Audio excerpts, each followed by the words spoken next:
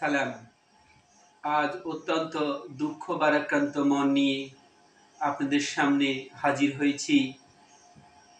গতকাল নিহত হওয়া আমাদের বোন আঁচিয়াকে নিয়ে লেখা আমার 269 নং কবিতা আঁচিয়া তুমি জাতির বিবেক, এই কবিতাটি নিয়ে লিখেছি আমি জামশেদ খান।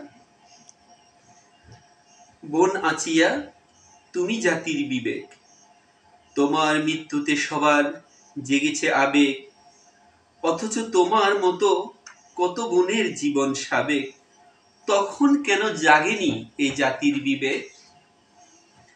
জাতি তোমার মৃত্যু পর্যন্ত অপেক্ষায় ছিল, অথচ এই জাগরণ কত আগে দরকার ছিল। এই ঘৃণ্য সমাজে আছে কিছু পুরুষরূপী পশু, তাদের জন্য সকল পুরুষের আজ মাথা নিচু। কিন্তু বোন তুমি দেখো, এইবার আর ছাড় নয়, তোমার খুনিরা কিভাবে ফাঁসিতে ঝুলে রয়। শুধু তোমার খুনি নয়, সকল ধর্ষকের হবে ফাঁসি। জাতির বিবেক জেগেছে, একবার দেখতে যদি আসি। জানি তুমি আসবে না আর ফিরে কুলাঙ্গারের ভিড়ে, তোমার বিচার করে তবেই ফিরবো মোরা নিরে।